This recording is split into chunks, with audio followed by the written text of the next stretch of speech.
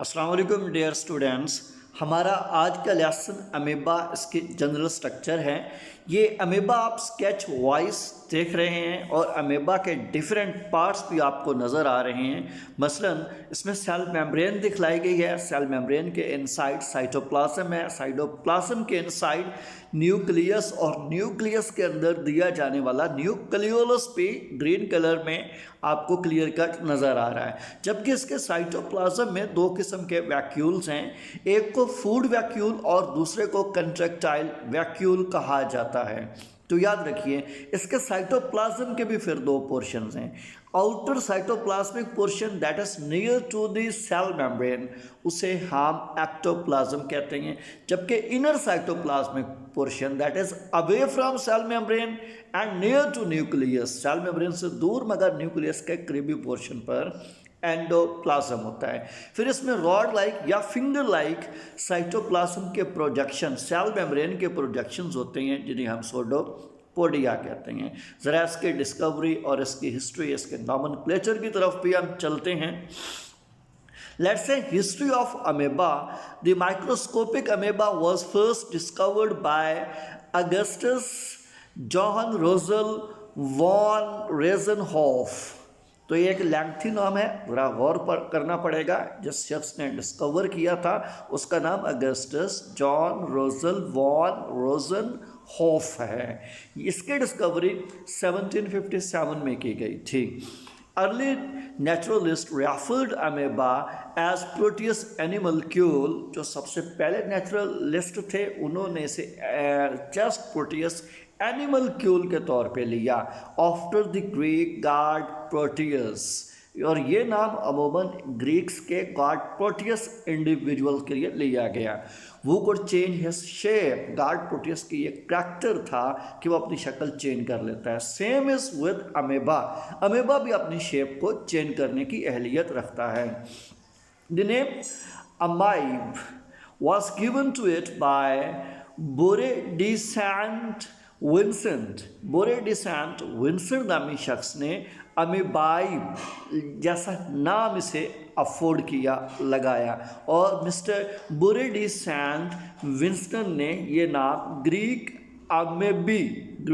अमेबी से लिया था, जिसके मानी चेंज या तब्दीली के होते हैं। So, giant amoeba fragile was first described in 1918. 1918 में पहली बार जिस अमेबा को डिस्क्राइब किया गया, वजाहत की गई, स्केच किया गया, लेबल किया गया, वो giant amoeba fragile था and was linked to harm in humans, और उसका ताल्लुक इंसान में मुख्तलिफ नुकसानात और बीमारियों से पाया गया। Let algae, bacteria and small protozoa form the main food of amoeba. It's the food contents for amoeba, algae, bacteria और छोटे छोटे प्रोटोजोन ये अमेबा की खुराक का हिस्सा होते हैं। Amoeba gathers its food with the help of pseudopodia. अपने pseudopodia की मदद से अमेबा साहब अपनी खुराक लेते हैं। Digestion takes place inside the food vacuole. इसके साइटोप्लाज्म में फूड वैक्यूल होता है जहाँ पर डाइजेशन होती है। Therefore, the process of digestion in amoeba is intracellular digestion. It's an important concept. Amoeba में इंट्रासेलुलर डाइजेशन का प्रोसेस होता है। इंट्रासेलुलर डाइजेशन वो होती है that happens within the cell, जो एक सेल के अंदर तय पाती है। जो डाइजेशन सेल में होती है उसे आप इंट्रासेलुलर डाइजेशन कहते हैं। The waste materials are expelled through the body surface. Amoeba की जनरल बॉडी सरफेस से वेस्ट मटेरियल को पार कर दिया जाता है, खारिज करते हैं। अमीबा यूजली जनरल कैरेक्टर्स की तरफ हम आते हैं। It's a unicellular organism, fresh water organisms. ये फ्रेश वाटर ऑर्गेनिज्म मोस्टली होता है, मेरीन वाटर में भी है, बट मोस्टली ज़्यादातर ये फ्रेश वाटर में एग्जिस्ट करते हैं, एक सेल पर मुश्तमिल हैं। दे कैरी मैक्रोफेगस फीडर्स, तो खाने के लिहाज से ये माइक्रोफेगस फीडर होते हैं, छोटे छोटे माइक्रोस्कोपिक पार्टिकल को ये खाने की अहलियत रखते हैं, लाइक एल्जी, बैक्टीरिया, जैसा कि पहले बात हुई है। Its diet includes bacteria, microscopic plants like diatoms, minute algae, microscopic animals like other protozoan, nematodes and even that organic matter। तो ये इसके फूड की लिस्ट दी गई है जिन्हें ये इंटेक करने की अहलियत रखता है। Amoeba does not have any specialized structure or organ for the process of nutrition. Now it's an important कि अमीबा में डाइजेशन के लिए कोई खास स्ट्रक्चर ऑर्गन हरगिज़ नहीं होता। It takes place through the general body surface with the help of pseudopodia। Digestion इसकी आम बॉडी की सतह से pseudopodia की मदद से ही तय पाती है। पहली बात जनरल बॉडी सरफेस से डाइजेशन होनी है, दूसरी बात pseudopodia की हेल्प से होना होती है। Here is amoeba obtains its nutrients in a heterotrophic mode। Amoeba अपनी हेटरोट्रॉफिकली खुराक तैयार करता है या हेटरोट्रॉफिकली खुराक हासिल करता है, हेटरोट्रॉफ नहीं है जी। Both the anabolic and catabolic functions are carried out in the same cell. इसके एक ही सेल में एनाबॉलिक रिएक्शंस और कैटाबॉलिक रिएक्शंस दोनों होते हैं, यानी कंप्लीट मेटाबॉलिज्म सिंगल सेल में ही होता है। Amoeba feeds on plankton and diatoms present in water. Amoeba अपने पानी के इर्द गिर्द पाया जाने वाले डायाटोम्स और प्लैंक्टन को फीड करता है। It can form arm like structures called pseudopodia। इसके साइटोप्लाज्म या सेल मेम्ब्रेन के अंदर आर्म लाइक स्ट्रक्चर बाजू नुमा साख्तें बनती हैं, फिंगर लाइक प्रोडक्शंस बनते हैं जिन्हें हम pseudopodia कहते हैं। Extending from any part of its body as it is shapeless. ये pseudopodia इसकी बॉडी की किसी भी सतह पर बन सकती हैं, यही वजह है कि इसकी बॉडी शेपलेस होती है। When it senses food in its surrounding, it extends its pseudopodia। तो जैसे ही ये अपने इर्द गिर्द पानी में खुराक को सेंस करता है, महसूस करता है, खुराक के डायरेक्शन में ही अपने pseudopodia निकाल देता है। एंड मूव्स टुवर्ड्स इट, और खुराक की तरफ लपकता है। Then it engulfs the food with its pseudopodia। फिर pseudopodia की मदद से अपनी खुराक को निगल लेता है। When the food enters its body, amoeba forms a food vacuole around it। जैसे ही खुराक अमीबा की बॉडी अमीबा के सेल में एंटर होती है, ये खुराक के इर्द गिर्द फूड वैक्यूल बना लेता है। क्यों? टू डाइजेस्ट द फूड, ताकि फूड वैक्यूल की मदद से खुराक को डाइजेस्ट कर सके। When the food is digested, the unwanted waste is released through its body surface। हाँ, जब फूड मुकम्मल तौर पे इसकी बॉडी के अंदर थ्रू इंट्रासेलुलर डाइजेशन डाइजेस्ट कर जाती है, तो रिमेनिंग बाकी बांधा वेस्ट मटेरियल को उसकी आम बॉडी सतह से बाहर निकाल दिया जाता है। Now here are categories for the other sketch or shell structures। Free living amoeba may be testate. Free living amoeba testate होते हैं। टेस्टेट वो अमेबा हो सकते हैं which are enclosed within a hard shell, जिनकी body के बाहर सख्त खोल होता है। अपनी बॉडी के बाहर सख्त खोल रखने वाले अमेबा अमूमन टेस्टेट कहलाते हैं। या दूसरी किस्म नेकेड अमेबा भी की होती है, that lacks any hard covering around their body. इनकी बॉडी के इर्द गिर्द कोई सख्त कवरिंग नहीं होती।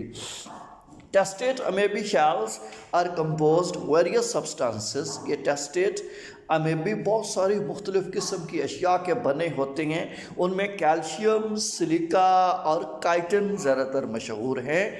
या फिर एग्लूटिनेशंस ऑफ फाउंड मटीरियल्स, या फिर इर्द गिर्द अमेबा के इर्द गिर्द जिन अशिया का जमघटा होता है, बाकसरत पाई जाती हैं, ये उनका अमलगम भी हो सकती है। Like small grains of sand and the frustules of diatoms. बिल्कुल डायाटोम्स के बचे खचे, डायाटोम्स के शेल्स के बचे खचे टुकड़े और सैंड के ज़र्रास के मिलने से भी इनका शेल बना होता है। To regulate osmotic pressure, most fresh water amoeba have a contractile vacuole which expels excess water from the cell. That's an important. तो ये फ्रेश वाटर अमेबा अपनी बॉडी के अंदर ऑस्मोटिक प्रेशर को रेगुलेट या कांस्टेंट रखने के लिए कंट्रैक्टाइल वैक्यूल रखता है। और कंट्रैक्टाइल वैक्यूल का फंक्शन ये है कि वो इसकी जनरल बॉडी सरफेस से वेस्ट मटेरियल को एक्सपेल करता है, बाहर निकाल देता है। This organelle is necessary because fresh water has a lower concentration of solutes. than the amoebas on internal body fluids. It's an important concept. Contractile vacuole इसलिए भी ज़रूरी होता है कि फ्रेश वाटर अमेबा के इर्द गिर्द के सॉल्यूशंस में लेस सोल्यूट कंसंट्रेशन होती है, जबकि अमेबा के अपने इंटरनल बॉडी फ्लूइड में सोल्यूट कंसंट्रेशन कुछ ज़्यादा होती है। दैट्स वाई ये कंट्रैक्टाइल वैक्यूल ज़रूरी है। आगे चलकर मज़ीद वसात की गई है। Because the surrounding water is hypotonic, surrounding water तो हाइपोटोनिक है। दैट मीन्स जिस एनवायरनमेंट में फ्रेश वाटर रह रहा है, सराउंडिंग वाटर में साल्ट कंसंट्रेशन कम है, लेकिन एक्वाटिक कंसंट्रेशन या पानी सॉल्वेंट ज़्यादा है, जबकि अमेबा साहब की अपनी बॉडी के अंदर साल्ट कंसंट्रेशन ज़्यादा है और पानी कम है। लिहाजा बाहर से एक्सटर्नल एनवायरनमेंट से पानी थ्रू ऑस्मोसिस इसकी बॉडी में जनरल बॉडी सरफेस को क्रॉस करके बॉडी के अंदर आ सकता है और इसका इंटरनल साइटोप्लाज्म फ्लडी हो सकता है, ताकि ब्रस्ट भी कर सकता है।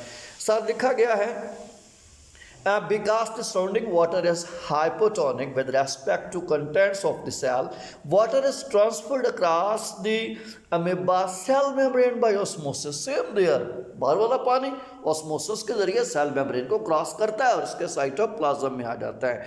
Without a contractile vacuole, the cell would fill with excess water. अगर contractile vacuole नहीं होगा तो जो ज़रूरत से ज़ायद बाहर से पानी साइटोप्लाज्म में आया वो तो सेल को फिल कर देगा एंड इवेंचुअली बर्स्ट हत्ता के सेल फट जाएगा। Marine amoeba do not usually have a contractile vacuole. Marine amoeba के अंदर उर्फ आम में कंट्रैक्टाइल वैक्यूल्स नहीं होते। रीज़न भी दी गई है because concentration of solutes within the cell are in balance with the tonicity of the surrounding water. In short, कि जितनी साल्ट कंसंट्रेशन अमेबा के सेल में होती है उतनी ही सराउंडिंग मेरीन वाटर में साल्ट कंसंट्रेशन होती है। यानी जो मेरीन वाटर अमेबा है उसकी बॉडी आइसोटोनिक होती है, लिहाजा उसे साल्ट कंसंट्रेशन को बैलेंस करने के लिए कंट्रैक्टाइल वैक्यूल की ज़रूरत नहीं होती। Next, according to its food, some are detritivores and eat dead organic material. कुछ अमीबा साहिबान डेट्रिटिवोर्स होते हैं जो डेड ऑर्गेनिक मैटर को खाते हैं।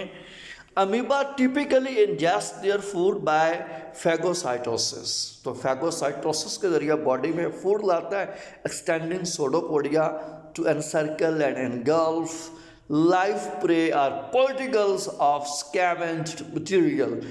तो फैगोसाइटोसिस करने के लिए ये अमेबा अपने जिंदा प्रे के इर्द गिर्द सोडोपोडिया को फैला देता है, हत्ता कि जो स्कैवेंज्ड मटेरियल होता है, सेमी डेड मटेरियल होता है, उसे भी सोडोपोडिया की मदद से घेर लेता है। Amoeboid cells do not have a mouth or cytostome.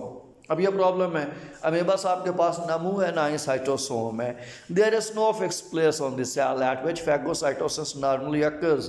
फिर इसकी जनरल बॉडी सरफेस के ऊपर कोई खास पॉइंट भी नहीं है, फिक्स्ड जगह ही नहीं है जहाँ से फैगोसाइटोसिस ने होना होता है।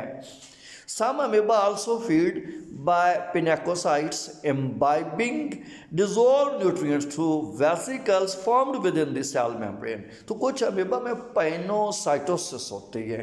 पाइनोसाइटोसिस में वो पानी के इर्द गिर्द या पानी में पाई जाने वाली डिजॉल्व न्यूट्रिएंट्स को वेसिकल बना के अपनी सेल मेम्ब्रेन के जरिए अपने अंदर या अपने साइटोप्लाज्म में ले आते हैं। Thank you for watching Hussain Lectures. Please subscribe. Stay blessed.